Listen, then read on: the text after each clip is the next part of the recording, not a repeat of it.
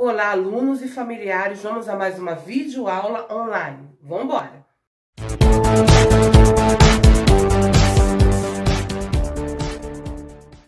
Bem, na aula de hoje nós temos a nossa videoaula de ciências. Estamos iniciando o nosso livro Caderno 3 e você vai abrir no módulo 9 de ciências, cujo título é Observando o Céu. E aí, você gosta de observar o céu? É bem verdade que aonde moramos, na cidade, não temos assim uma visão privilegiada do céu, não é mesmo? Como eu falei na aula de história, no campo é muito mais fácil observar o céu. Por quê? Porque como lá no campo temos menos poluição e a poluição ela impede muitas vezes de observarmos o céu. As estrelas ficam escondidas por causa de tantas luzes e poluição presente na cidade. Por isso o céu do campo é bem mais estrelado e bem mais bonito. Mas iniciando esse módulo, nós observamos uma imagem de alguém observando o céu. E essa pessoa que está observando o céu está usando um instrumento diferente. Você sabe que instrumento é esse? Se você falou telescópio, você acertou. O telescópio serve para que possamos ver aquilo que está bem distante, uma grande distância, como os corpos celestes, por exemplo.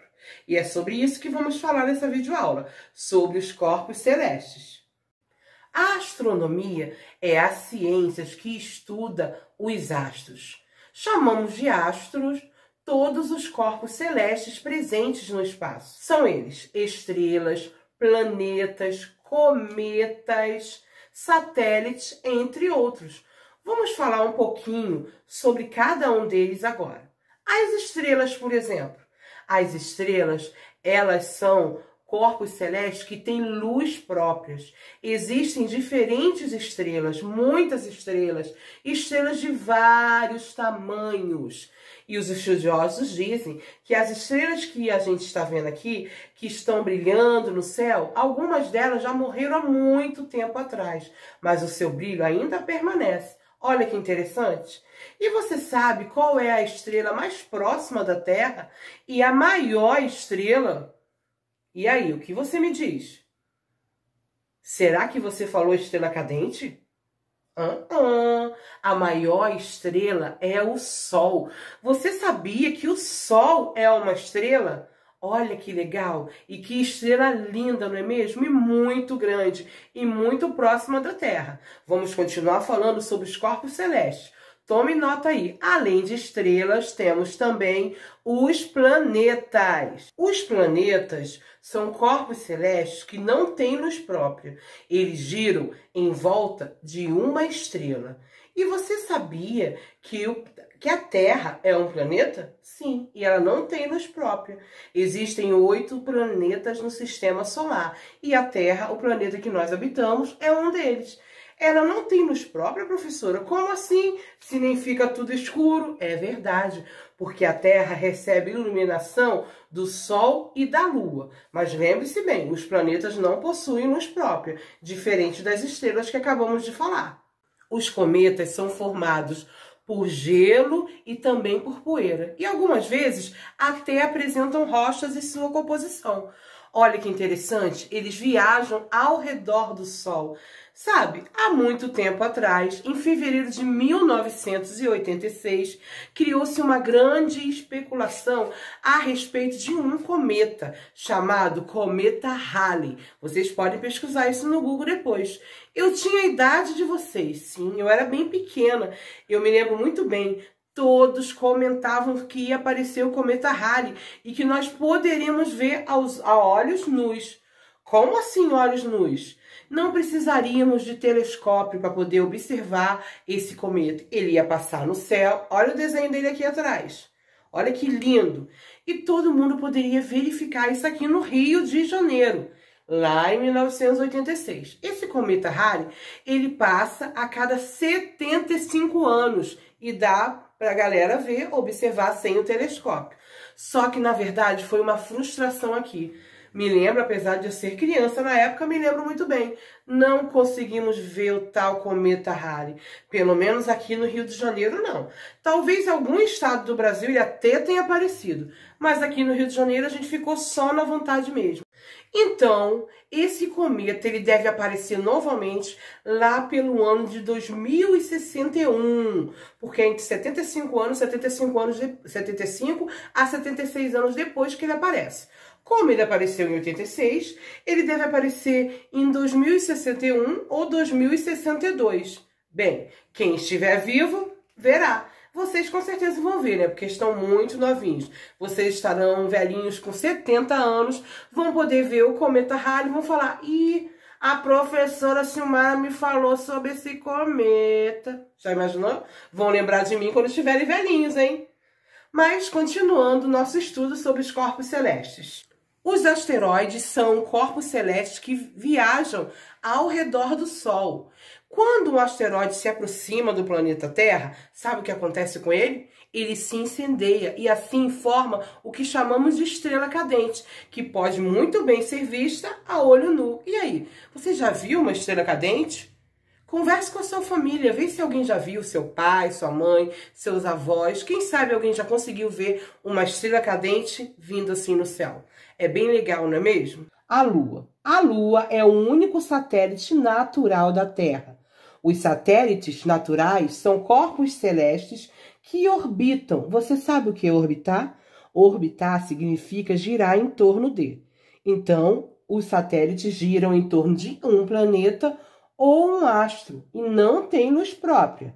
Eles são menores que os planetas. Na Lua não há água nem seres vivos. E como vimos no módulo anterior, a atmosfera lunar é diferente da atmosfera terrestre. Você já deve ter percebido que ao longo do mês a Lua tem aspectos diferentes. Você já observou isso no céu? Muitas vezes ela aparece como uma letra D, outras vezes como uma letra C, outras vezes uma bola linda prateada. As diferentes aparências da Lua recebem o nome de fases da Lua e duram cerca de 7 dias cada uma. Isso acontece porque a Lua é iluminada pelo Sol e algumas regiões iluminadas são visíveis da Terra e outras não. A lua cheia ocorre quando a face da Lua voltada para o Sol está totalmente iluminada. Na lua minguante, apenas uma parte da Lua é iluminada, formando assim uma letra D. A Lua nova é pouco visível no céu. Na lua crescente, somente parte da Lua é iluminada, formando uma letra C. Observe o esquema a seguir. Essa aqui é uma representação esquemática simplificada das fases da Lua. Você pode observar o Sol, essa grande estrela, essa bola de fogo, como você pode ver. Olha aí o Sol mandando a sua luz para a Lua e para a Terra também. Tem a Lua nova, a Lua crescente, a minguante e a Lua cheia. Tá vendo? É mais ou menos assim. Por esse esquema dá para você ter uma leve noção de como funcionam as coisas lá em cima.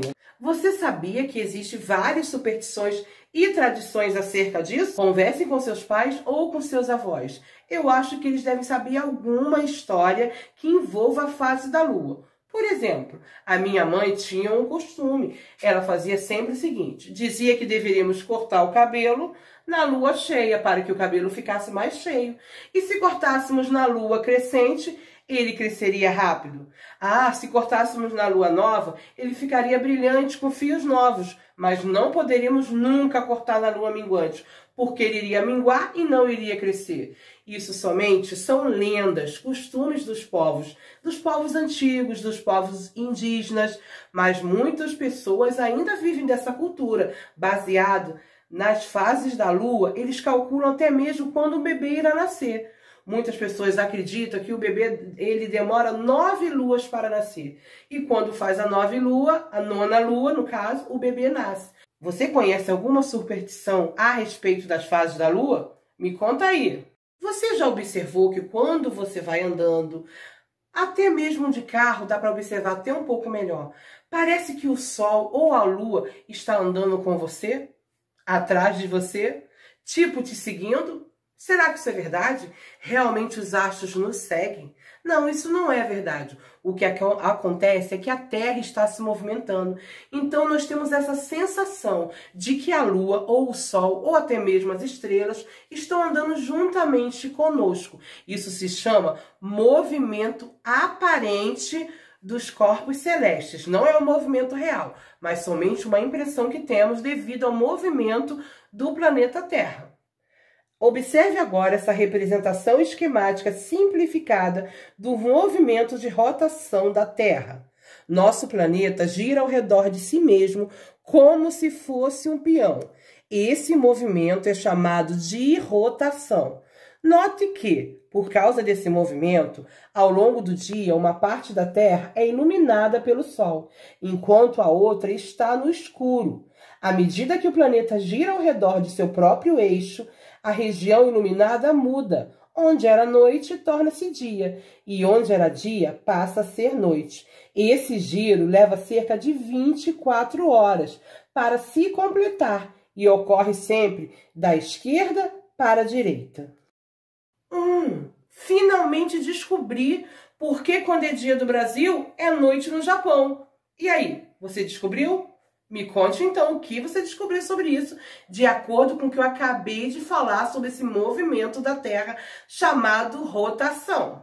Olhem agora essa representação esquemática simplificada do movimento de translação da Terra. Além de se movimentar ao redor de si mesma, a Terra também se movimenta em torno do Sol. Esse movimento é chamado de translação. Uma volta completa da Terra em torno do Sol demora aproximadamente 1 ano, ou seja, 365 dias. O caminho que o nosso planeta percorre é chamado de órbita da Terra. Recapitulando, a Terra faz 2 grandes movimentos. Rotação, quando ela gira em torno de si mesma. Esse movimento dura 24 horas.